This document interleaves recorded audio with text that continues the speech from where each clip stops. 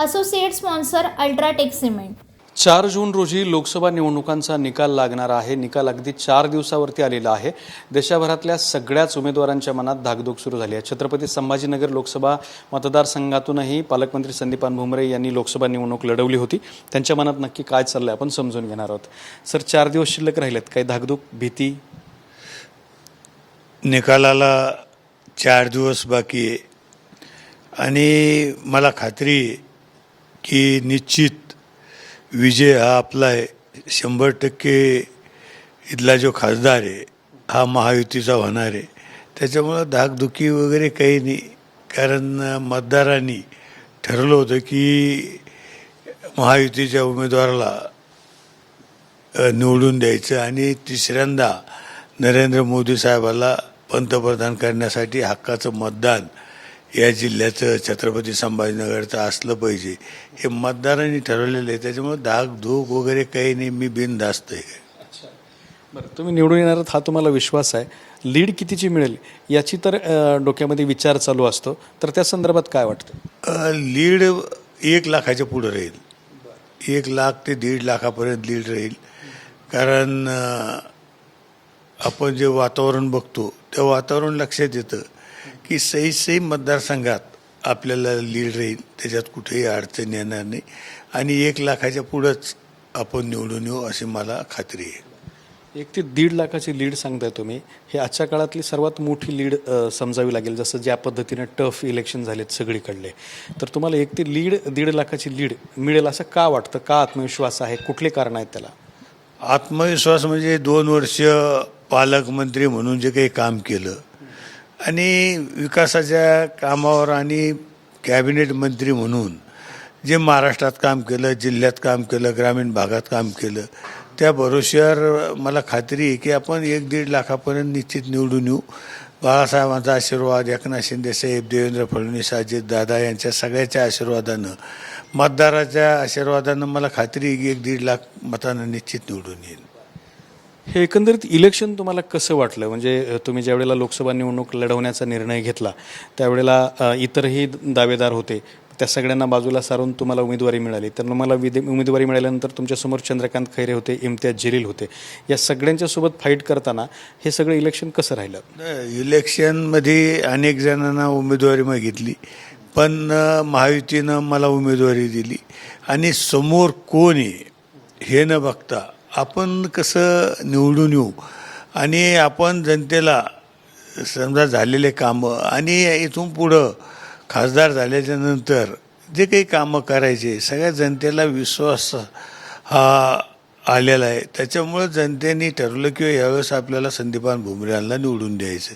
कारण मी सांगितलं की पालकमंत्री असताना 2 वर्ष केलेलं काम आणि कॅबिनेट मंत्री म्हणून 4.5 वर्ष महाराष्ट्रात केलेलं काम, या ग्रामीण भागात केलेलं काम, शेतकऱ्यापर्यंत गावापर्यंत योजना पोहोचण्याचं काम, हे मी कॅबिनेट मंत्री म्हणून एकनाथ शिंदे साहेबांच्या आशीर्वादानं, देवेंद्र फडणवीस असतील, अजितदादा यांच्या आशीर्वादानं हे काम करू शकलो। म्हणून मला खात्री आहे समोर कोण आहे याच्यापेक्षा आपण किती मताने येतो हे महत्त्वाचं आहे।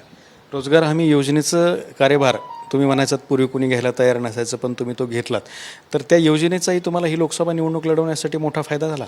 लोकसभा निवडणूक लढवण्यासाठी रोजगार हमी आणि फलोत्पादन खात्याचा मला फार काही याचा फायदा झालेला आहे। गावापर्यंत मी कामं करू शकलो। गावाचे कामं असतील, शेतीचे असतील, विहिरी असतील, गोठे असतील, शेततळे असतील, फळबाग असन, हे प्रत्येक लाभार्थ्याला मी योजना पोहोचण्याचं काम मी केलं। मी मंत्री व्हायच्या आधी अशा अनेक योजना आहे की त्या योजना गावापर्यंत पोहोचत नव्हत्या, पण मी मंत्री झाल्यानंतर याच्यामध्ये अनेक बदल केला आणि बदल करून ही योजना शेतकऱ्याला कशी मिळेल, गावापर्यंत योजना कशी जाईल याच्यासाठी मी प्रयत्न केला। विरोधक म्हणून चंद्रकांत खैरे आणि इम्तियाज जलील ह्या दोघांचं तुम्ही तुलना कशी कराल? विरोधक म्हणून मला तरी वाटतं दोघांनीच एकामेकाची तुलना करावी की 2 नंबरला कोणी राहायचं काय।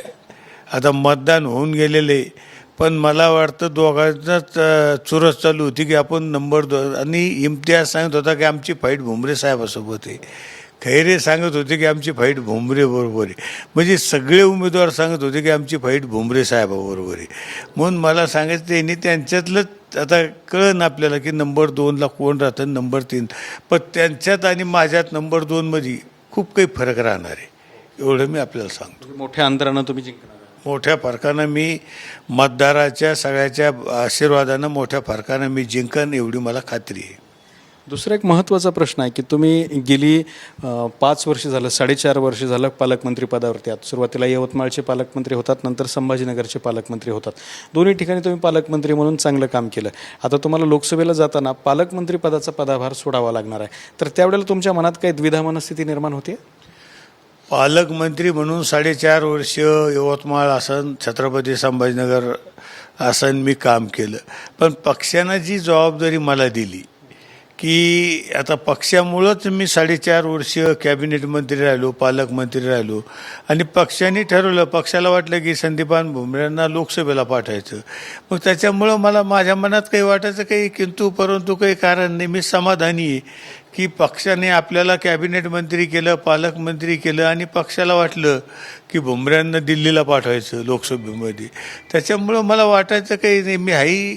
पण त्याच्यात मी समाधानी आहे. पहिलं समाधानी होतो, आमदार असताना समाधानी होतो, पालकमंत्री झालो समाधानी आहे, कॅबिनेट मंत्री झालो समाधानी.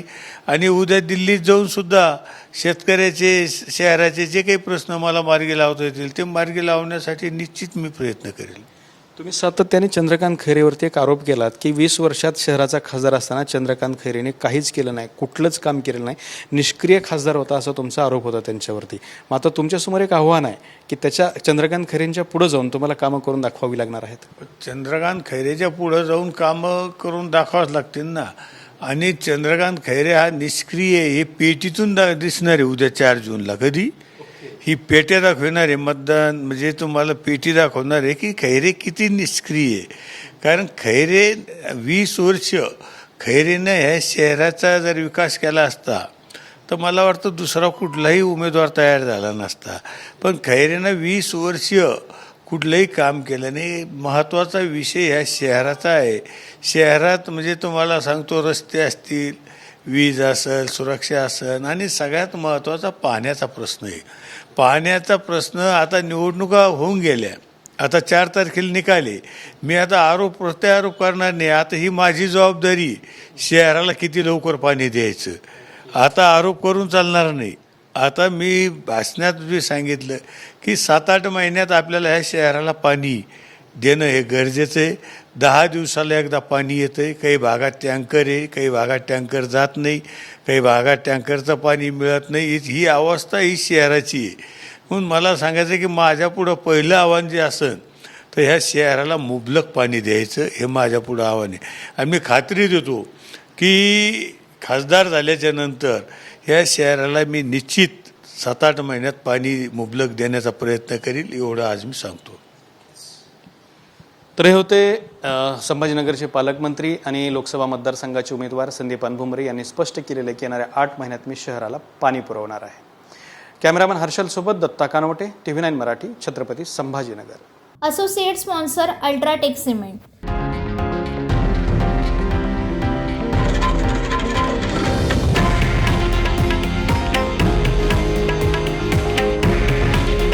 हे आहे देशातील नंबर 1 न्यूज नेटवर्क आणि आपण पाहत आहात TV9 मराठी. काळजी तुमची, हित महाराष्ट्राचं.